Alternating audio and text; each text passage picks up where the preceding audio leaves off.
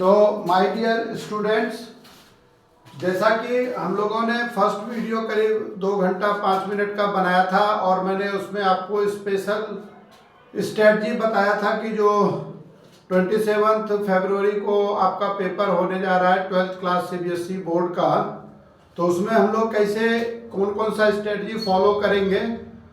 अब मैं आपको ये दूसरा वीडियो, ये छोटा वीडियो, इसमें केवल हम लोग जो फर्स्ट वीडियो में जो फर्स्ट लेक्चर मैंने दिया था आपको कि ज़्यादा से ज़्यादा मार्क्स आप कैसे ला सकते हो, तो फर्स्ट वीडियो तो आप ज़रूर देखना। और सेकेंड वीडियो में ये जो वीडियो अभी हम लोग डिस्कस कर रहे हैं, ये जो लेक्चर मैं दे रहा हूँ, तो इसमें मैं आपको समझा रहा हूँ कि एमसीक्यू मल्टीपल चॉइस क्वेश्चन जो है, जो 16 क्वेश्चंस होता है 1 मार्क्स का सेक्शन 1 में, तो उस वीडियो में मैंने केवल उस लेक्चर में केवल आंसर लिख दिया था। यहाँ बहुत सारे स्टूडेंट को मुझे फ़ोन आया, कॉल आया और मुझे बताया भी फ़ोन करके बच्चों ने, और ऐसे भी पर्सनली कि सर ये 16 क्वेश्चन को आप डिटेल में ज़रूर डिस्कस करना। तो मैं इसलिए आपको ये 16 जो ऑब्जेक्टिव क्वेश्चन है इसको मैं डिस्कस कर रहा हूँ। तो देखो, सबसे पहला क्वेश्चन जो है ये इसमें दिया हुआ है कि which of the following solution will have the highest conductivity eight 298 kelvin. इसमें प्रॉब्लम में ये पूछ रहा है कि हाईएस्ट कंडक्टिविटी जो है वो किसका होगा। तो आपको पता है कि हाईएस्ट कंडक्टिविटी जो है वो किसका होता है, जो जिसका कंसंट्रेशन हाई होता है। तो इसका कंसंट्रेशन 0.01 मोल है और इसका भी 0.01 मोल है। इसका कंसंट्रेशन लो है एज कंपेयर टू 0.1। तो अब यहाँ ये दोनों का कंसंट्रेशन 0.1 है, तो अब आप कैसे डिसाइड करोगे कि इसमें किसका कंडक्टिविटी हाई होगा। तो आपको ये पता है कि कंडक्टिविटी उसका हाई होता है जो स्ट्रॉन्ग इलेक्ट्रोलाइट होता है। तो आपको ये तो बहुत कॉमन सा चीज है कि HCl क्या है, HCl हमारा इनऑर्गेनिक एसिड है, मिनरल एसिड है, इसलिए इसका कंडक्टिविटी हाई होगा, क्योंकि जो ऑर्गेनिक एसिड्स होता है वो इनऑर्गेनिक एसिड के कंपैरिजन में वीक होता है, इसलिए इसका आंसर आपका हो गया बी। ये वीक एसिड है, ये स्ट्रॉन्ग एसिड है, इसलिए इसका हो जाएगा। दूसरा प्रॉब्लम जो है ये काफी इंपॉर्टेंट प्रॉब्लम है। यदि मान लो आप सेम क्वेश्चन नहीं भी आता है तो इस टाइप का एक क्वेश्चन एक्सपेक्टेड है, इस तरह का एक क्वेश्चन आता है। यदि ये ऑब्जेक्टिव टाइप में नहीं आएगा, मल्टीपल चॉइस में नहीं आएगा, तो जो रोड मैप प्रॉब्लम्स होता है ABCD टाइप जो हम बनाते हैं उसमें पूछ देगा। तो क्वेश्चन का मतलब ये है, देखो ये जो मैं बार बार आपको क्या समझाने का कोशिश कर रहा हूं कि क्वेश्चन का केवल आंसर जान लेना जरूरी नहीं है, वो क्वेश्चन कैसे सॉल्व हुआ, उसमें क्या प्रिंसिपल है। प्रॉब्लम सेम क्वेश्चन ये बोर्ड में नहीं पूछ सकता है या पूछ भी सकता है, लेकिन ज्यादा चांस है कि इससे रिलेटेड कॉन्सेप्ट जो है उससे प्रॉब्लम पूछता है। तो आपको यहाँ ये कॉन्सेप्ट सीखना है। तो दूसरा प्रॉब्लम जो है ये काफी अच्छा प्रॉब्लम है। इस प्रॉब्लम में क्या करेंगे हम लोग कि देखो, जैसे ये प्रॉब्लम जो है सेकेंड प्रॉब्लम में दिया हुआ है कि A प्लस बी, ए और बी जो है डाइल्यूट NaOH के साथ रिएक्ट करता है। तो ऑर्गेनिक केमिस्ट्री में क्या है, रिएजेंट का रोल जानना होता है कि रिएजेंट का रोल क्या है। यहाँ है डाइल्यूट NaOH। तो डाइल्यूट NaOH जो है, डाइल्यूट NaOH का काम है ये एल्डोल कंडेंसेशन बताता है, एल्डोल कंडेंसेशन। तो इसमें A प्लस बी रिएक्ट करता है और B ये जो प्रोडक्ट बनता है वो प्रोडक्ट दिया हुआ है। अब आपको इसमें आइडेंटिफाई करना है कि A और B क्या होगा। तो इसमें 4 चॉइस दिया हुआ है।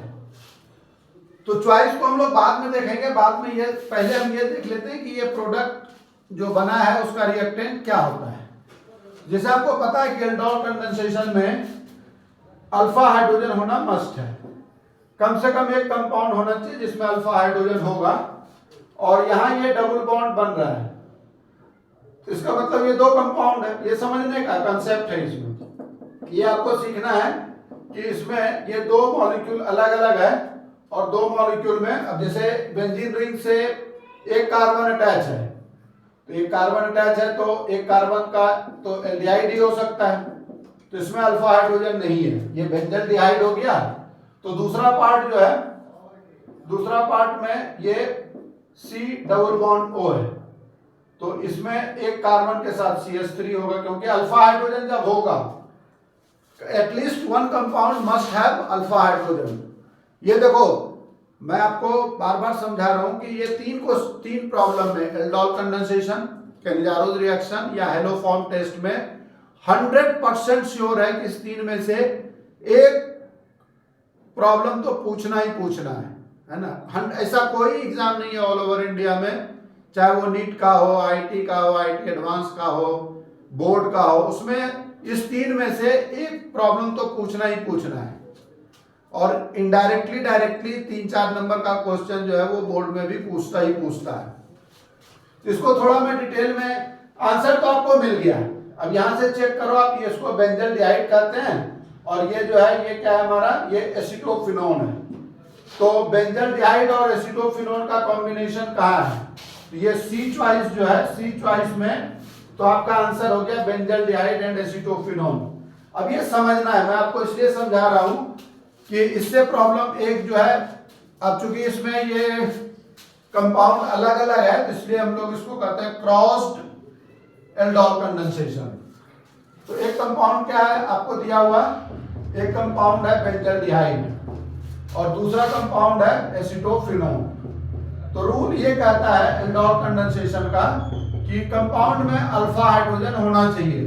अल्फा हाइड्रोजन किसको कहते हैं, अल्फा हाइड्रोजन उसको कहते हैं माय डियर स्टूडेंट जो अल्फा कार्बन से अटैच होता है। वैसा कार्बन जो अल्फा कार्बन, वो कार्बन होता है जो फंक्शनल ग्रुप से डायरेक्ट अटैच होता है। ये यहाँ फंक्शनल ग्रुप है और फंक्शनल ग्रुप से ये कार्बन अटैच है, इसलिए इसको अल्फा कार्बन कहते हैं।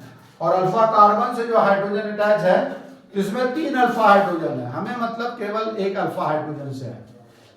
जब भी एल्डोल कंडेंसेशन होगा तो कंपाउंड के अंदर एल्डिहाइड या कीटोन में एटलीस्ट एक कंपाउंड के पास एटलीस्ट 1 अल्फा हाइड्रोजन होना चाहिए और वही अल्फा हाइड्रोजन यहाँ जो है अटैच करेगा। तो ये अल्फा हाइड्रोजन जो है वो आकर इसमें अटैच हो जाएगा।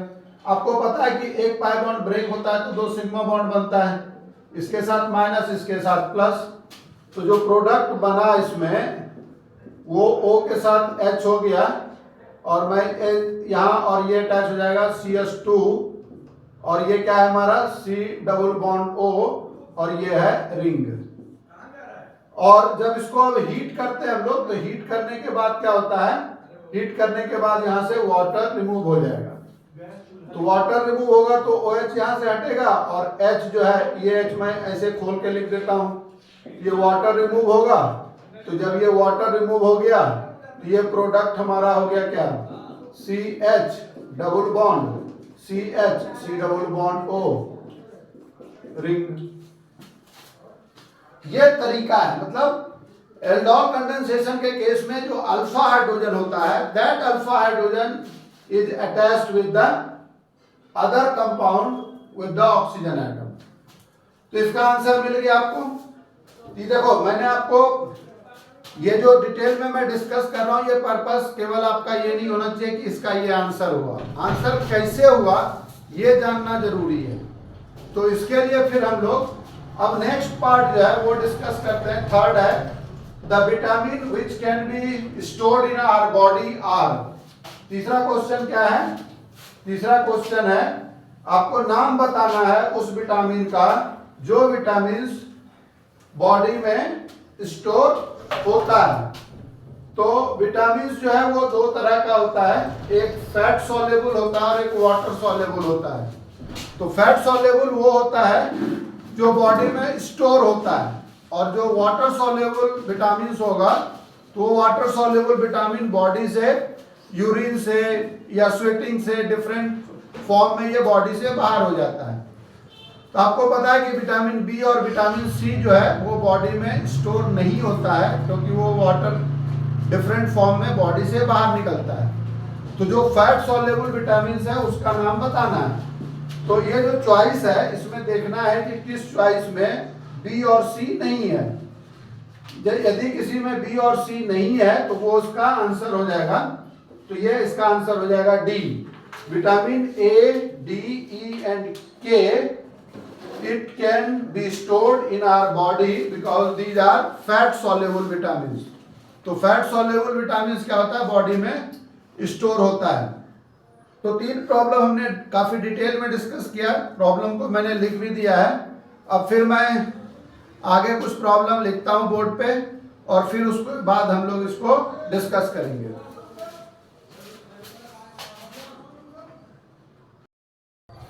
तो देखो इसमें जो क्वेश्चन नंबर 4 है, इसमें पूछ रहा है कि what is the IUPAC name of the ketone which undergoes iodoform reaction to give. ये कंपाउंड दिया हुआ है कि एक प्रोडक्ट ये बन रहा है और plus yellow precipitate of iodoform दे रहा है, मतलब ये 2 प्रोडक्ट का फॉर्मेशन हो रहा है। तो बताना है कि ये कीटोन कौन सा है जो कीटोन आयोडोफॉर्म टेस्ट के बाद ये प्रोडक्ट देता है। इसका आंसर जानने से पहले हम लोग ये प्रिंसिपल डिस्कस करते हैं कि आयोडोफॉर्म टेस्ट, क्योंकि ये सबसे इंपॉर्टेंट टेस्ट है। यदि हम देखें तो ऑर्गेनिक रिएक्शन का सबसे इंपॉर्टेंट टेस्ट है ये आयोडोफॉर्म टेस्ट। तो आयोडोफॉर्म टेस्ट के बेसिस पे जो है हम इसको फाइंड आउट करेंगे कि उसमें कैसे उसको फाइंड आउट करेंगे कि आयोडोफॉर्म टेस्ट क्या होता है। तो आयोडोफॉर्म टेस्ट का आइडेंटिफिकेशन होता है, ये इसको मैं थोड़ा सा डिटेल में बता रहा हूं आपको, क्योंकि जो ये एल्डिहाइड कीटोन चैप्टर है जो डिस्टिंग्विश टेस्ट है, तो उस डिस्टिंग्विश टेस्ट में आउट ऑफ 7 प्रॉब्लम्स में 5 प्रॉब्लम्स आयोडोफॉर्म टेस्ट के बेसिस पे सॉल्व होता है। तो आयोडोफॉर्म टेस्ट के लिए आपको ये याद रखना है कि only following group containing compound gives iodoform test। iodoform test जो है वो हम लोग यहाँ स्पेसिफिक लिए हुए हैं, otherwise it also gives haloform test. Haloform test में ये जनरल फॉर्मेट हो गया CH(X3), X के जगह पे कोई भी क्लोरीन, ब्रोमीन, आयोडीन हम यूज कर सकते हैं, और आयोडोफॉर्म के टेस्ट में स्पेशली आयोडीन यूज किया जाता है। ठीक है, तो आयोडोफॉर्म टेस्ट कौन सा कंपाउंड देगा, तो जिस कंपाउंड में ये ग्रुप CH(OH)CH3 ग्रुप है, या फिर इसमें C++O(CH3) ग्रुप है, और ये जो वैलेंसी खाली है इसमें हम R लिख लेते हैं। तो जब भी आयोडोफॉर्म टेस्ट रहेगा, कहीं भी किसी भी जगह आयोडोफॉर्म टेस्ट है, तो इस 2 में से एक ग्रुप 100% यदि प्रेजेंट है, then only it gives iodoform test. तो जैसे देखो अब यहाँ ये जो प्रॉब्लम हम सॉल्व कर रहे हैं, तो इसने पहले बोल दिया जी कि ये कीटोन है, तो कीटोन है तो 100% श्योर है कि ये मिथाइल कीटोन ग्रुप होगा। तो जब ये मिथाइल कीटोन ग्रुप होगा तभी ये आयोडोफॉर्म टेस्ट दे सकता है, देगा, अदरवाइज नहीं देगा। और यहां जैसे हमने इन जनरल लिया है, तो इसका रिएक्शन जब हम X2 + NaOH के साथ करते हैं, या I2 + KOH NaOH कुछ भी ले सकते हो आप, तो ये जो CH3 है, this CH3 is converted into CHX3 और CHI3, और ये जो पार्ट इसके साथ अटैच है COH का या CO का पार्ट, ये ऑक्सीडाइज होता है RCOONA या फिर RCOOK, मतलब जो C++O है ये पार्ट ऑक्सीडाइज होगा। तो अब यदि हम इस प्रॉब्लम को देखें तो इसमें हमें अभी ये पता चला कि ये वाला पार्ट जो है वो CO का पार्ट होगा जो ऑक्सीडाइज होगा, मतलब ये C++O ये तो मिथाइल ग्रुप है ही, और ये वाला पार्ट जो है यहाँ ये R के जगह पे ये पार्ट होगा। तो R के जगह पे ये पार्ट होगा, तो इसको लिख लेंगे हम लोग। R के जगह पे क्या लिख लिए, ये पूरा group CH3 CH double bond C और CH3, इसको मैंने लिख लिया, और ये C++O CH3 है, यही कीटोन हमारा प्रेजेंट है। अब इसका हम लोग चेक करेंगे कि इसका यहाँ कौन सा आइयूपैक नेम मैच करता है। तो नंबरिंग यहाँ से करेंगे 1 2 3 4 5। इस कंपाउंड का नाम क्या हो गया, 3 मिथाइल, कार्बन कितना है 1 2 3 4 5, इस कंपाउंड का नाम है 3 मिथाइल, टोटल कार्बन कितना 5, तो पेंट, और ये हो जाएगा पेंट 3 इन 2 ऑन। तब इसको मिला लेंगे, कहां ये हो रहा है, ये 3 methyl paint 3 2 on, 3 methyl paint, ये 3 इन 2 ऑन। तो इसका आंसर ए हो गया, ए इसका आंसर हो जाएगा। और अब देखो, जैसे हमने ये डिस्कस किया था कि यही दो ग्रुप जो है ये शो करता है क्या, हेलोफॉर्म टेस्ट। तो आप इसमें आर कुछ भी हो सकता है, R can be hydrogen atom और एल्काइल ग्रुप, या फिर ये अराइल ग्रुप होगा, मतलब बेंजीन रिंग, और कुछ नहीं हो सकता। जैसे ये नहीं कि क्लोरीन हो गया, ब्रोमीन हो गया, ये आर रिस्ट्रिक्टेड है, आर हाइड्रोजन एटम है या कोई एल्काइल ग्रुप है। जैसे ये क्या है, ये एल्काइल ग्रुप है, इसमें डबल बॉन्ड है, ट्रिपल बॉन्ड है, कुछ भी हो ये पार्ट, या फिर ये बेंजीन रिंग होगा। तो ये जो हेलोफॉर्म टेस्ट होता है, हेलोफॉर्म पूरे ऑर्गेनिक केमिस्ट्री का सबसे इंपॉर्टेंट टेस्ट है। ये डिस्टिंग्विश टेस्ट में काफी यूज होता है। तो ये हेलोफॉर्म को ठीक से समझ के ये प्रॉब्लम सॉल्व करना है हमें। अब नेक्स्ट जो क्वेश्चन है, क्वेश्चन नंबर 5। तो क्वेश्चन नंबर 5 में क्या दिया हुआ है, क्वेश्चन नंबर 5 में पूछ रहा है कि which of the following is correct answer. इसमें 4 चॉइस दिया हुआ है, इसमें हम लोग को बताना है कि कौन करेक्ट नहीं है। विच of the following is not correct answer, correct कौन नहीं है। तो इस तरह के प्रॉब्लम में क्या होता है कि इसमें हम लोग को चॉइस पढ़ के फिर बताना है। फर्स्ट में जैसे हमने अभी 4th प्रॉब्लम किया, तो इसमें कॉन्सेप्ट के बेसिस पे हमने डिसाइड कर लिया कि ये हमारा आंसर है, मैच कर लिया हमने चॉइस को। लेकिन यहाँ कंपाउंड का जो चॉइस है, चॉइस देखकर हम इसमें पता करेंगे कि कौन सही है कौन गलत है, और जो रॉन्ग आंसर है वो हमें सेलेक्ट करना है, क्योंकि क्वेश्चन पूछ रहा है which of the following is not correct. तो पहला है first, in haloarene the electron pair of halogen atom are in conjugation with pi electron of the ring. ये हमारा रिंग होता है, और हेलो अरेंज मींस कोई भी हेलोजन एटम है। तो इसमें पूछ रहा है कि ये जो इलेक्ट्रॉन पेयर है हेलोजन का, ये तो कंजुगेशन में है। कंजुगेशन मतलब alternate pi bond sigma bond pi bond. तो ये पहले सिग्मा बॉन्ड, फिर pi bond, sigma bond pi bond, तो ये कंजुगेशन में है, ये चॉइस सही है। दूसरा कह रहा है कार्बन मैंगनीज बॉन्ड है ना, इज कोवैलेंट। ये कोवैलेंट है, ये सही है। एंड नॉन पोलर, ये नॉन पोलर नहीं होगा। क्यों? क्योंकि कार्बन जो है वो इलेक्ट्रोनेगेटिव पार्ट है और मैग्नीशियम इलेक्ट्रोपॉजिटिव पार्ट है, इसीलिए ये स्टेटमेंट जो है वो रॉन्ग है। ये पोलर होता है, लेकिन चॉइस में नॉन पोलर दिया हुआ है, इसलिए हमारा ये चॉइस बी जो है वो करेक्ट है। तो जब करेक्ट चॉइस मिल गया तो फिर हम लोग आगे इसको डिस्कस नहीं करेंगे। क्यों? क्योंकि ये अलग अलग कोई भी स्टेटमेंट दे सकता है, इसलिए इसमें हम लोग को जैसे ही आंसर मिला उसको आंसर को टिक करके फिर हम आगे नेक्स्ट प्रॉब्लम पे प्रोसीड करेंगे। तो नेक्स्ट प्रॉब्लम जो 6th नंबर प्रॉब्लम है, तो 6th नंबर प्रॉब्लम ये है हमारा कि match the properties with the element of 3D series.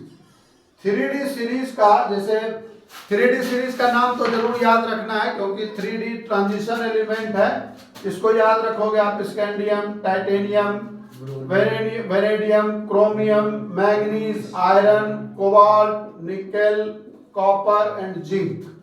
ये 21, 22, 23, 24, 25, 26, 27, 28, 29, 30 ये याद रखना है।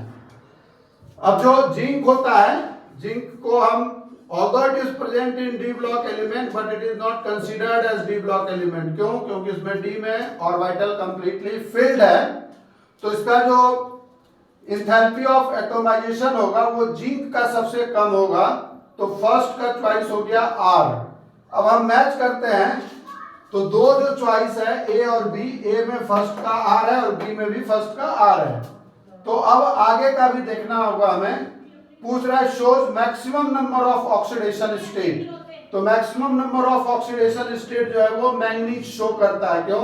क्योंकि जब इसका इलेक्ट्रॉनिक कन्फिग्रेशन लिखेंगे तो 4s2 3d5 है, ये +7 तक ऑक्सीडेशन स्टेट शो करता है, इसलिए सेकेंड जो है maximum oxidation state manganese show करता है।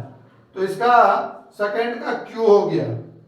तो सेकेंड का क्यू जो है वो फर्स्ट चॉइस में है, इसमें जो है सेकेंड का एस है, इसीलिए इसका आंसर हो जाएगा ए। जब दो चॉइस कंफर्म हो गया तो तीसरा आपको कंफर्म करने की जरूरत नहीं है। और यदि कंफर्म करना भी चाहते हो आप तो transition metal which does not forms colour compound, तो ये स्कैंडियम हो जाएगा, क्योंकि स्कैंडियम का जनरल ऑक्सीडेशन स्टेट +3 होता है और इसमें डी में और एस में इलेक्ट्रॉन नहीं होता है, ये इलेक्ट्रॉन हट जाता है, इसीलिए करेक्ट चॉइस हो गया हमारा ए। उसके बाद हम लोग फिर क्वेश्चन नंबर 7 जो है वो डिस्कस करेंगे। तो कॉन्सेप्ट को समझ के उसको प्रिंसिपल को अप्लाई करना है। तो अब आप लोग क्या करोगे, जैसे मैंने ऑलरेडी जो section B C D E है उसको काफ़ी डिटेल में, जो फर्स्ट वीडियो है, जो फर्स्ट लेक्चर है, उसमें काफ़ी डिटेल में हमने डिस्कस किया है और इसका आंसर उसमें दिया था, क्योंकि मुझे लगा कि चलो जो मेन पार्ट है जहाँ बहुत ज़्यादा एक्सप्लेनेशन की ज़रूरत है उसको मैंने काफ़ी डिटेल में इलॉबरेट किया था। तो इसको फिर भी स्टूडेंट का, काफ़ी स्टूडेंट्स का रिक्वेस्ट था, तो मैं इसको एक्सप्लेन करके समझा रहा हूँ और ये काफ़ी यूजफुल भी है क्योंकि ये प्रॉब्लम सॉल्व करने में हेल्प करेगा। तो आप जो है वीडियो को सब्सक्राइब जरूर करना, लाइक और शेयर करना अपने फ्रेंड को। आप, मैं ऑलरेडी अब 7 प्रॉब्लम डिस्कस करूँगा। सब्सक्राइब करने से ये फ़ायदा होगा कि 12th एग्ज़ाम देने के बाद, बोर्ड एग्ज़ाम देने के बाद जो आप नीट का या आईटी का, मेंस का या एडवांस का आप पेपर लिखोगे, उसके लिए मैं अलग से सीरीज, आईटी मेंस का अलग सीरीज बना रहा हूँ, आईटी एडवांस का अलग सीरीज बना रहा हूँ, नीट का अलग सीरीज बना रहा हूँ, तो वो आपको काफ़ी हेल्पफुल रहेगा। तो अब हम लोग नेक्स्ट प्रॉब्लम 7th प्रॉब्लम को डिस्कस करेंगे। तो सब्सक्राइब जरूर करना ताकि आपको नोटिफिकेशन मिल जाएगा। मेरे चैनल का नाम है study with MK Singh sir. जैसे आप YouTube पे बोल भी दोगे तो मेरा डिटेल उस पर आ जाएगा। तो अब हम लोग क्वेश्चन नंबर 7 जो है वो डिस्कस करते हैं। तो अब हम लोग आते हैं प्रॉब्लम नंबर 7 पे। 7 प्रॉब्लम क्या है कि which of the following statement is true.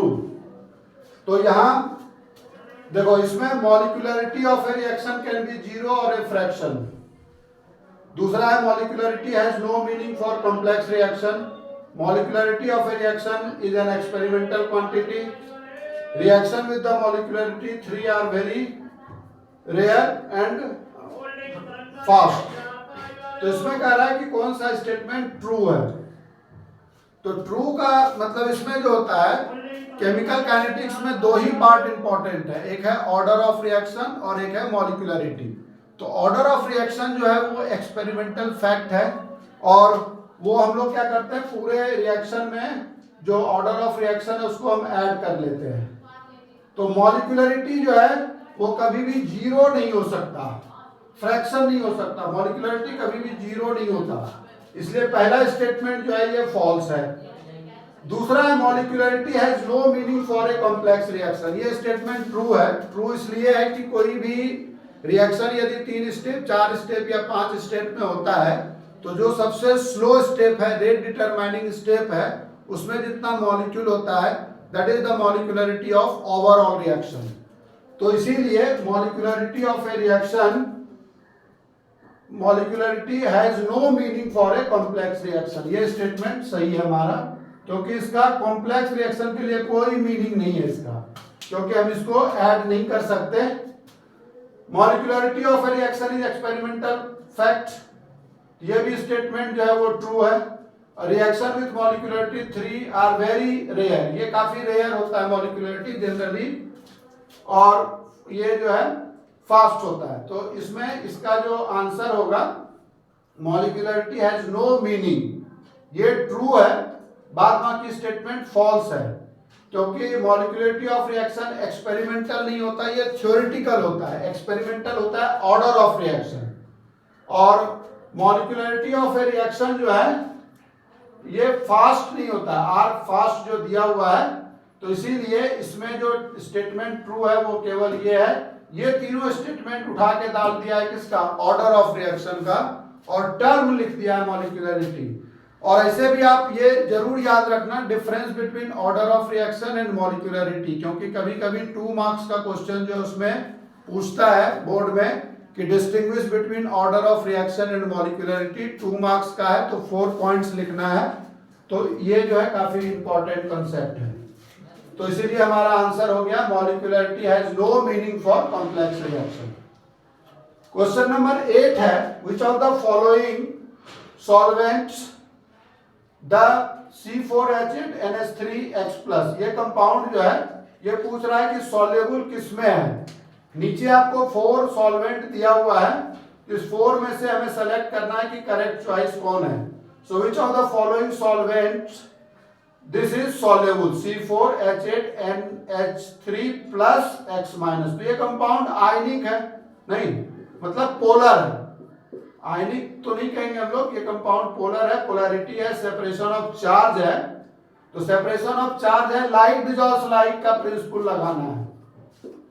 देखो मैंने वो जो डिटेल जो बनाया सीबीएसई बोर्ड के लिए, जो 2 घंटा 5 मिनट का वीडियो, उसमें मैंने एक्सप्लेन किया है कि जब भी प्रॉब्लम पूरे केमिस्ट्री के अंदर, चाहे वो फिजिकल का हो, ऑर्गेनिक का हो या इनऑर्गेनिक का हो, जब भी क्वेश्चन रिलेटेड होगा सॉल्युबिलिटी से या बॉइलिंग पॉइंट से, तो सॉल्युबिलिटी के केस में हम लोग प्रिंसिपल अप्लाई करते हैं, that is called principle of dissolution, like dissolves like. यदि सॉल्वेंट पोलर है, सॉल्यूट भी पोलर है, तो दे आर जनरली सॉल्युबल।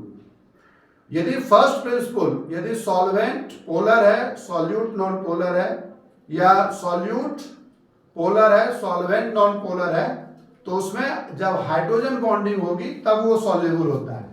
यहां फर्स्ट प्रिंसिपल लग रहा है, like dissolves like. Ether, acetone और ब्रोमीन वाटर जो है ये नॉन पोलर सॉल्वेंट है, इसमें पोलैरिटी सेपरेशन ऑफ चार्ज नहीं होगा, इसलिए इसका आंसर हो गया वाटर। क्योंकि वाटर क्या है, पोलर सॉल्वेंट है, वाटर ब्रेक होता है H+OH- में, इसलिए ये डिसॉल्व हो जाएगा।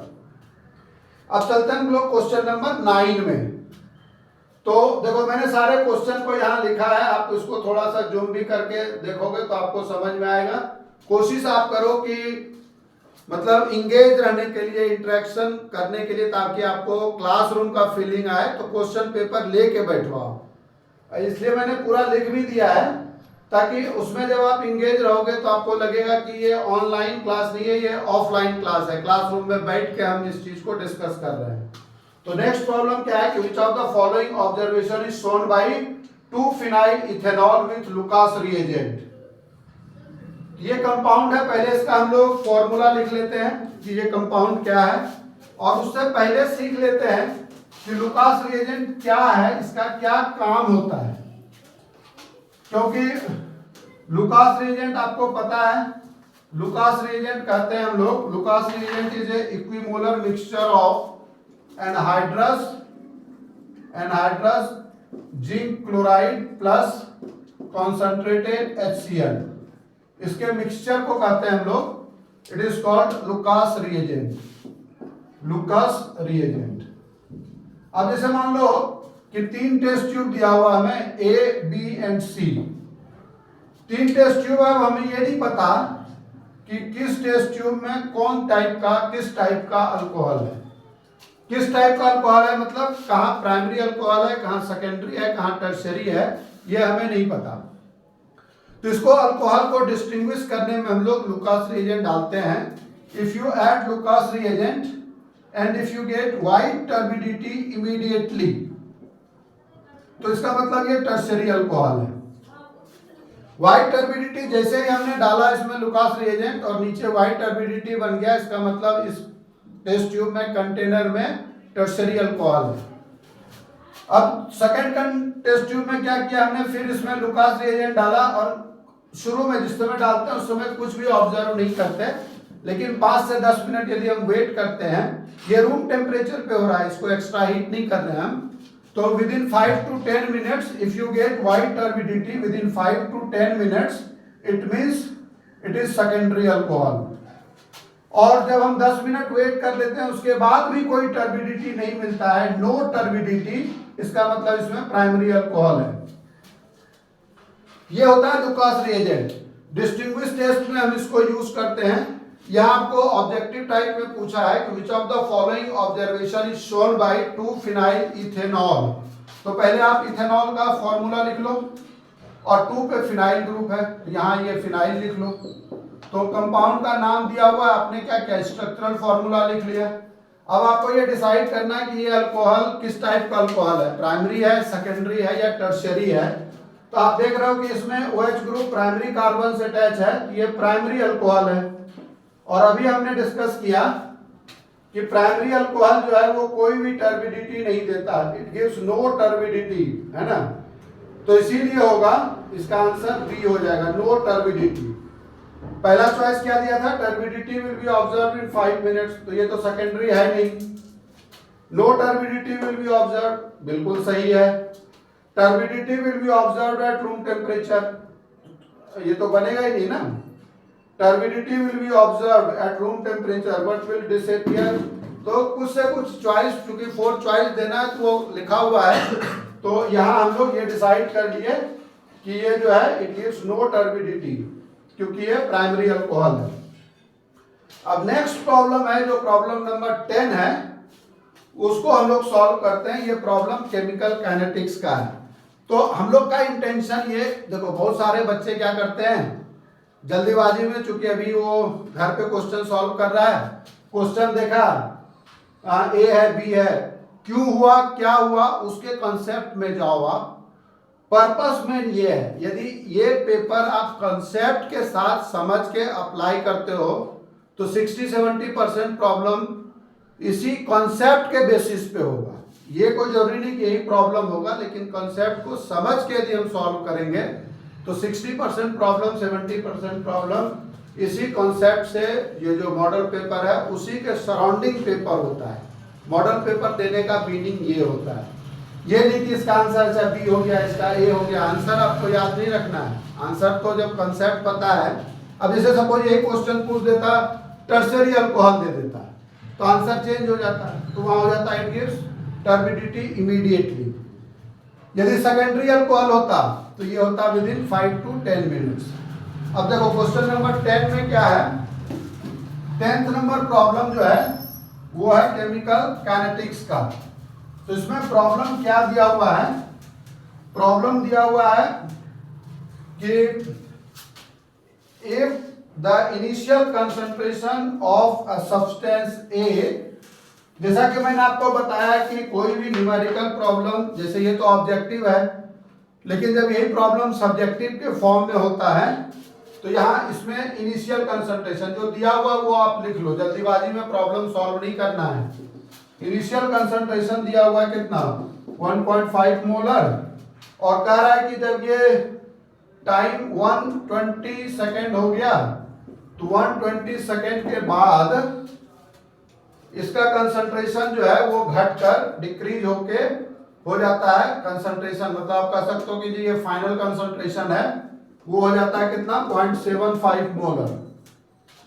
The rate constant for the reaction if it follow zero order, ये बहुत जरूरी है जानना, जीरो ऑर्डर दिया हुआ है तो जीरो ऑर्डर के लिए जो फॉर्मूला है रेट कांस्टेंट का वो अप्लाई करना है आपको।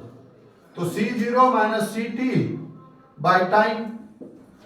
इनिशियल कंसंट्रेशन कितना है इसमें 1.5, फाइनल कितना है 0.75 अपॉन टाइम 120 सेकेंड है, तो ये 0.75 अपॉन 120, इसको सॉल्व करोगे आप तो 75 अपॉन 120 ऊपर आएगा, ये 10⁻⁻² हो जाएगा।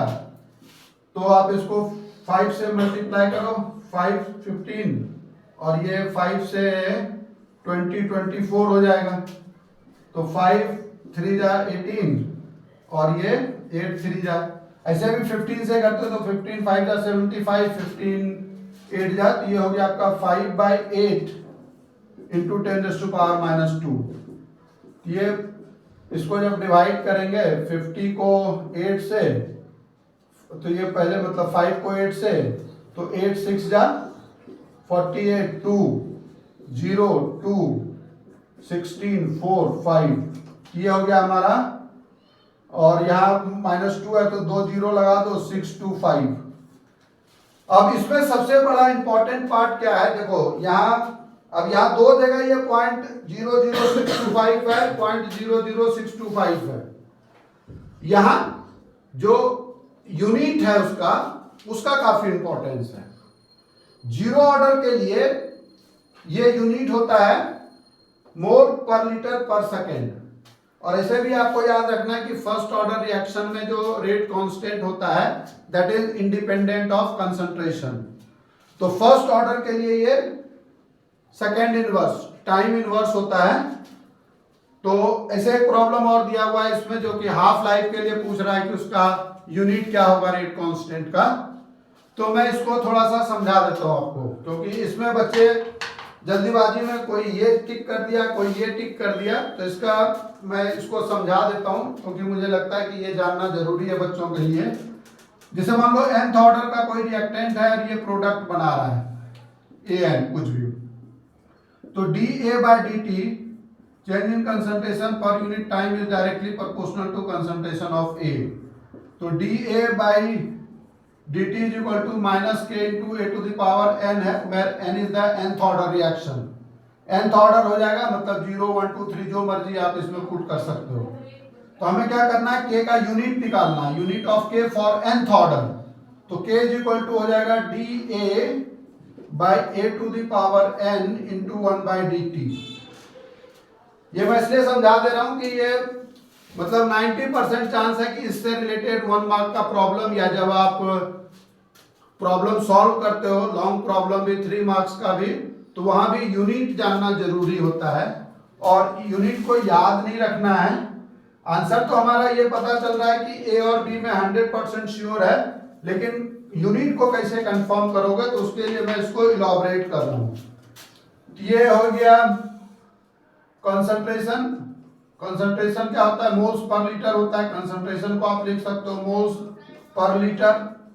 और ये हो गया 1 - n, और ये 1/dt मींस टाइम इनवर्स। तो ये हो गया हमारा 1 - n, ये जनरल एक्सप्रेशन आ गया। ये जो है unit for k for nth order reaction. तो जब यहां हम लोग value n is what, n is order of reaction, तो यहां ये वैल्यू यदि 0 है तो k का यूनिट हो गया moles per litre to the power 1 - 0 time inverse. 1 - 0 कितना होता है, 1 होता है। ये आंसर हो गया मोल पर लीटर पर सेकेंड, आंसर A हो गया। अब जैसे ये फर्स्ट ऑर्डर होता, आंसर इसका तो निकल गया। फर्स्ट ऑर्डर होता तो फर्स्ट ऑर्डर में यहां हम लोग 1 - 1 करते थे, 0 हो जाता। और किसी चीज पे पावर 0 1 होता है, तो इसलिए इसका जो फर्स्ट ऑर्डर के लिए होता है वो केवल टाइम इनवर्स हो जाता। तो यूनिट जानना बहुत जरूरी है। जहां तक मुझे याद है कि इसमें 2 मार्क्स का जो प्रॉब्लम है उसमें एक क्वेश्चन में हाफ ऑर्डर का यूनिट पूछा गया है, तो उसमें आप यही चीज अप्लाई कर लोगे। उसके बाद नेक्स्ट प्रॉब्लम है क्वेश्चन नंबर 11। तो अब हम लोग प्रॉब्लम नंबर जो है वो 11 डिस्कस करते हैं। तो अब इसमें जो प्रॉब्लम है problem number 11th number problem क्या कह रहा है कि जो एनिसोल है ना, anisole undergoes bromination with bromine in ethanoic acid even in the absence of iron 3 bromide catalyst. Anisole क्या होता है, एनिसोल मतलब बेंजीन रिंग पे जब OCH3 होगा, बेसिकली ये ईथर है, ये कॉमन नेम है, आईपेक नेम होगा इसका मिथॉक्सी बेंजीन। तो ये कह रहा है इसका जो ब्रोमिनेशन होता है, ब्रोमिनेशन इन इथेनोइक एसिड, तो ये रिएक्शन जो है इन एब्सेंस ऑफ FeBr3 के एब्सेंस में भी ये रिएक्शन होता है। क्यों होता है, क्योंकि ये जो OCH3 है ये इलेक्ट्रॉन रिलीजिंग ग्रुप है ना। ये हो जाएगा due to activation of the benzene ring by the methoxy group. तो ये इसीलिए इसका रिएक्शन होता है, इसलिए इसका करेक्ट चॉइस ए हो जाएगा। तो जब ए कंफर्म है तो आगे आपको देखने की जरूरत नहीं है। तो जब ये एक्टिवेशन हो रहा है तो डीएक्टिवेशन कैसे हो सकता है, और यह इलेक्ट्रॉन डेंसिटी तो इंक्रीज हो नहीं सकती ना ऑर्थो एंड पैरा पोजीशन पे, और स्टेबल कार्बोकेटायन भी नहीं बनेगा, इसलिए इसका आंसर ए हो गया। अब देखो क्वेश्चन नंबर 12 जो है वो दिया हुआ है the trend of the which property is represented by the following. यहाँ ये दिया हुआ है, ये जो है ये scandium, titanium, vanadium, chromium, manganese, iron, cobalt, nickel, copper and zinc. तो यहाँ से ये ग्राफ जो है इसका एटॉमिक ये जो है रेडियस दिया हुआ है नैनोमीटर के टर्म में। तो ये y एक्सिस पे इसको मान लो एक एक्सिस जो है मतलब इधर x एक्सिस, और ये वैल्यू ग्रेजुअली क्या हो रही है, डिक्रीज हो रही है। तो जैसे जैसे एटॉमिक नंबर इंक्रीज होता है तो साइज जो है वो ग्रेजुअली क्या होता है, डिक्रीज होता है, और लास्ट में आके क्योंकि इंटर इलेक्ट्रॉनिक रिपल्शन यहाँ काफी घट जाता है इसलिए साइज बढ़ जाएगा। इसीलिए ये ग्राफ डिनोट कर रहा है किसको, एटॉमिक रेडियाई को, इसलिए इसका आंसर हो जाएगा B. So it is atomic radii. क्योंकि जो थेरेपी ऑफ एटोमाइजेशन वगैरह होता है वो और फैक्टर पे डिपेंड करेगा, वो उसके solid state number of electron पे डिपेंड करता है। आयनाइजेशन एंथैल्पी भी ग्रेजुअली जो है वो इंक्रीज होता है यहाँ जैसे जैसे नंबर ऑफ इलेक्ट्रॉन इंक्रीज होगा। लेकिन ये जो क्लियर कट इंडिकेशन है कि पहले ये वैल्यू धीरे धीरे घट रहा है, यहाँ देखो ये ऑलमोस्ट कांस्टेंट है, और फिर लास्ट में ये वैल्यू बढ़ गया इसका, इसीलिए ये आंसर हो जाएगा एटॉमिक रेडियाई। अब जो क्वेश्चन नंबर 13, 14, 15 एंड 16 है वो 4 प्रॉब्लम्स सीबीएसई में एसर्शन रीजन बेस्ड है।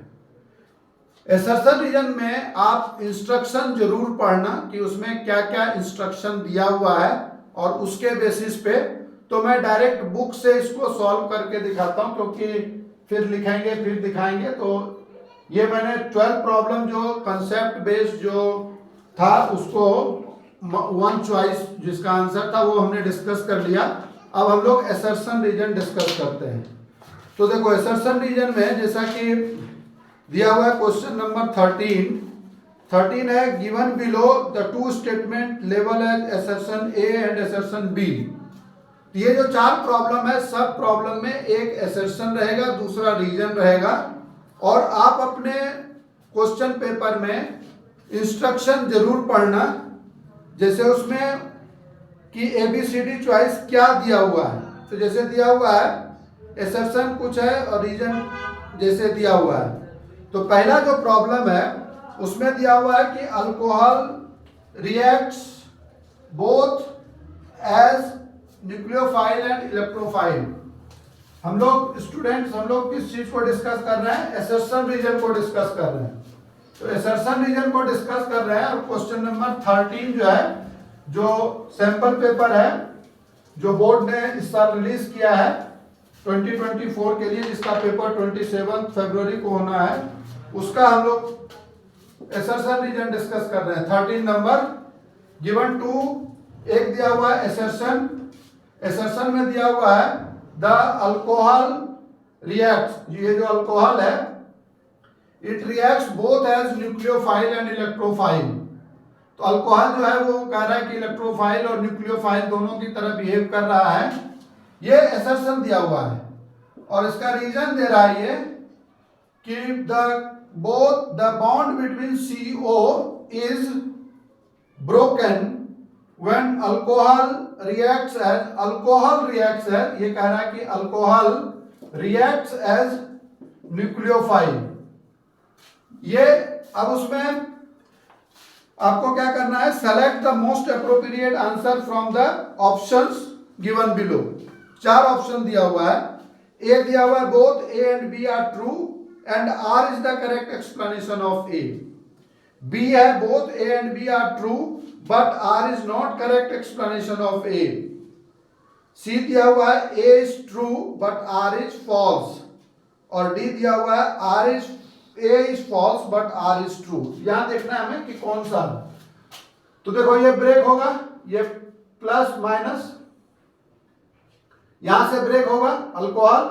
तो अल्कोहल का जो पार्ट है ये अल्कोहल, तो ये अल्कोहल यहां ये न्यूक्लियोफाइल की तरह एक्ट करेगा जब इसके साथ सपोज मान लो कि एसिड रिएक्ट करता है या जब डिहाइड्रोहेलोजिनेशन करते हैं, तो उस केस में ये दोनों की तरह बिहेव करता है ना।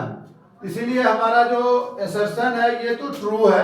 अब रीजन देखते हैं क्या है। Reason X, alcohol acts as nucleophile. तो अल्कोहल कह रहा है कि ये न्यूक्लियोफाइल की तरह बिहेव करता है। तो जो बॉन्ड ब्रेक होगा वो बॉन्ड कैसे ब्रेक होगा, जैसे यहाँ डेल माइनस है, ये डेल प्लस है। तो अल्कोहल का जो पार्ट है ये, तो इसमें ये इलेक्ट्रोफाइल की तरह बिहेव कर रहा है, न्यूक्लियोफाइल की तरह बिहेव नहीं कर रहा है। तो हमारा जो रीजन है वो रॉन्ग है। तो आंसर हो जाएगा A is true but R is false. Assertion true है और रीजन जो है वो फॉल्स है। तो ये हम लोग देखेंगे कि किस चॉइस में है। ये चॉइस नंबर सी में दिया हुआ है। सी में क्या दिया हुआ है कि इसका जो ए है वो ट्रू है और आर जो है वो फॉल्स है। तो इस तरीके से इसका आंसर हो गया सी। अब उसके बाद नेक्स्ट क्वेश्चन लिखते हैं हम लोग 14 नंबर क्वेश्चन। वो क्या है, तो 14 नंबर क्वेश्चन को हमें देखना है कि 14 नंबर क्वेश्चन क्या है। तो 14 नंबर क्वेश्चन में दिया हुआ है, देखो मैं असर्शन रीजन में क्वेश्चन नहीं लिख रहा हूं बोर्ड पे, क्योंकि आप इसको डायरेक्ट लिंक करो, मतलब क्वेश्चन पेपर को सामने देख के उसके बाद जो मैं बोर्ड पे लिखा हुआ हूं उससे आप उसको रीड करके क्वेश्चन को सॉल्व करो। इसमें भी वही है, given below two statement labelled as assertion and reason. Assertion, अब यहाँ क्या है, strong oxidising agent oxidises toluene. यहां दिया हुआ है ये टोल्यूइन है। टोल्यूइन क्या करता है, strong oxidising agent reduces tolerance and its derivative to benzoic acid. ये जो डेरिवेटिव बीच में कुछ बनेगा ये इसको बेंजोइक एसिड में कन्वर्ट करता है, बेंजोइक एसिड में। So strong oxidising agent oxidises toluene and its derivative to benzoic acid. तो ये तो ट्रू है स्टेटमेंट, नहीं ये बनता है let's say directly toluene gives benzoic acid. और आर है, it is possible to stop the oxidation of toluene at aldehyde. यदि आप इसको चाहोगे तो इसको एल्डिहाइड पे आप रोक भी सकते हो, क्योंकि ये जो रिएक्शन हमारा इटार्ड रिएक्शन है, इटार्ड रिएक्शन में टोल्यूइन बनता ही है। आगे यदि ऑक्सीडाइज नहीं करेंगे तो बेंजोइक एसिड नहीं बनेगा। इसीलिए ये जो ये क्वेश्चन जो है ये इटार्ड रिएक्शन का है। देखो बोर्ड में जो 12th क्लास में जो नेमिंग रिएक्शन है, नेमिंग रिएक्शन के सराउंडिंग ही क्वेश्चन को बनाया जाता है। डायरेक्ट नहीं पूछेगा, डायरेक्ट नेमिंग रिएक्शन भी पूछता है कि write down the short notes on these naming reactions. जैसे हमने देखा एल्डोल कंडेंसेशन से, यही जो हमने अभी क्वेश्चन किया है जो मल्टीपल चॉइस कर रहे थे, तो दूसरा नंबर क्वेश्चन में आ गया था एल्डोल कंडेंसेशन, तीसरा में आ गया आइडोफॉर्म टेस्ट, फिर लुकास रिएजेंट। तो नेमिंग रिएक्शन का एप्लीकेशन होता है। ये इटार्ड रिएक्शन वाला पार्ट है, ए सही है। ये कह रहा है कि it is possible to stop the oxidation of toluene at aldehyde stage with suitable reagent. Suitable reagent Etard reaction डाल के इसको हमने रोक दिया।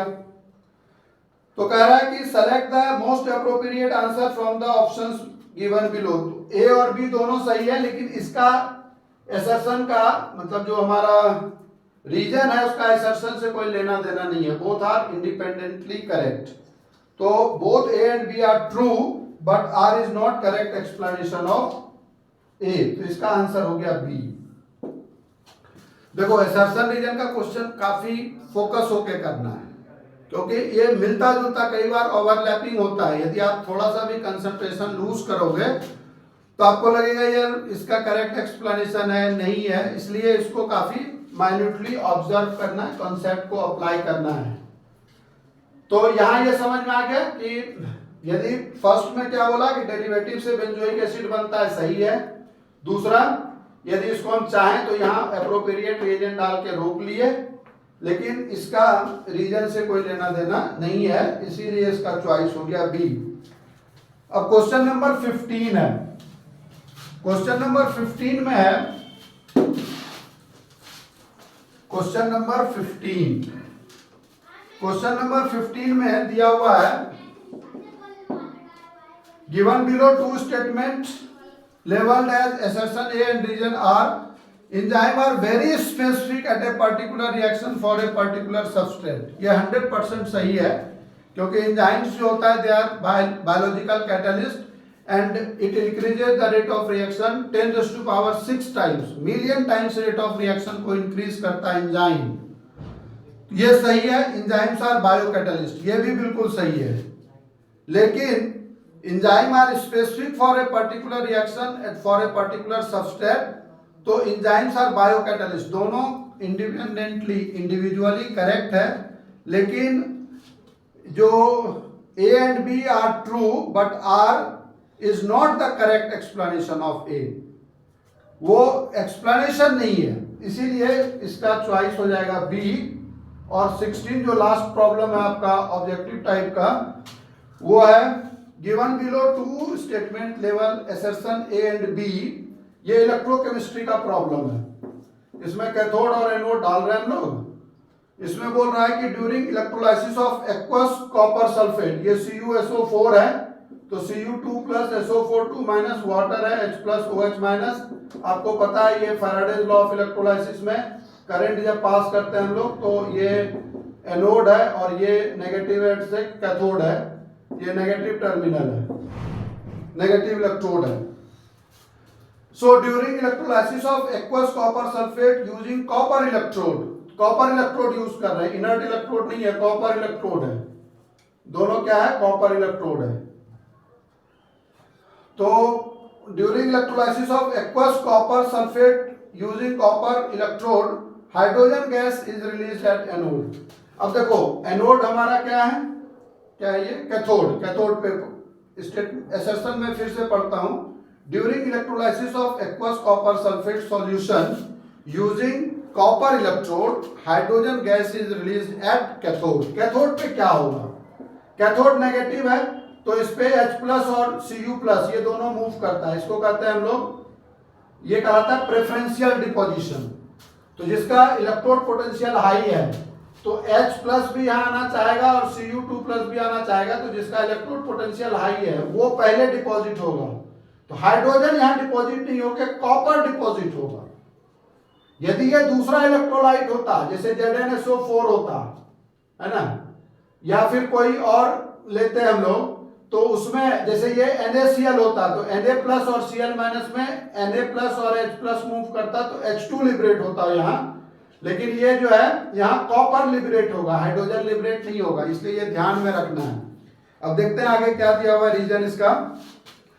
The electrode potential of Cu2 plus copper is greater than that of H plus H2 plus, ये सही है।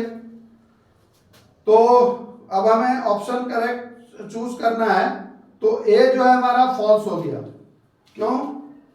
क्योंकि A पर ये क्या बोल रहा है कि during electrolysis of aqueous electrode potential of copper, first है during electrolysis of aqueous copper sulphate using copper electrode, hydrogen gas is released at cathode. तो हाइड्रोजन गैस तो यहाँ रिलीज नहीं हो रहा है, यहाँ कॉपर रिलीज हो रहा है, तो एसर्शन जो है वो रॉन्ग हो गया। डिपॉजिट हो रहा है कॉपर और इसने बोला है हाइड्रोजन, तो ये रॉन्ग हो गया, और जो इसका रीजन है वो सही है। तो अब ये हम लोग देखेंगे कहाँ चॉइस है इसका, A is false and R is true, तो इसका आंसर हो गया D, 16 का आंसर हो जाएगा D। इसलिए स्टेटमेंट बिल्कुल सही तरीके से पढ़ना है। कॉपर है, यदि NaCl रहता तब हाइड्रोजन डिपॉजिट होता, तो बहुत बच्चे इसमें कंफ्यूज कर जाते हैं, इसलिए इसको ठीक ढंग से क्वेश्चन को समझना है आपको। तो और एक प्रॉब्लम जो हमने ऑलरेडी डिटेल में BCD डिस्कस किया था, तो उसमें एक ऑक्सीडेशन स्टेट निकालने वाला प्रॉब्लम था, जिसमें कि क्रोमेट आयन और डाइक्रोमेट आयन का ऑक्सीडेशन स्टेट निकालना था किसी प्रॉब्लम में। तो उसको मैं एक बार दोबारा बता देता हूं आपको, क्योंकि ये क्वेश्चन नंबर है, ये section B section B, section C, section E में है, सेक्शन ई का क्वेश्चन नंबर 31। मुझे लगता है शायद जल्दीबाजी में या मुझे कुछ ना कुछ गड़बड़ उसमें, मैं दोबारा बता देता हूँ। क्वेश्चन नंबर सेक्शन ई का जो 5 मार्क्स वाला टॉपिक है, जो पहले हमने डिस्कस किया था, इसमें क्वेश्चन नंबर 31 का क्वेश्चन एफ था। उसमें पूछ रहा था कि what is the oxidation state of chromium in chromate ion. Chromate ion होता है CrO4 2- और डाइक्रोमेट होता है Cr2O7 2-। इस दोनों में क्रोमियम का ऑक्सीडेशन स्टेट निकालना है। तो ये मैं दोबारा बता देता हूं। इसमें ये क्रोमेट है तो इसको x मान लेंगे, और ये -2 × 4 that is -2, x - 8 is equal to -2, x is equal to -2 + 8 तो दैट इज +6, और इसमें 2x है प्लस -2 × 7 इज इक्वल टू -2, क्योंकि जिसका ऑक्सीडेशन नंबर निकालना होता है उसको हमने x मान लिया। यहाँ 2 क्रोमियम है तो 2x हो गया, एक ऑक्सीजन का -2 है और इसमें 7 ऑक्सीजन है तो -2 × 7, और ये टोटल चार्ज होता है इसके -2 के बराबर।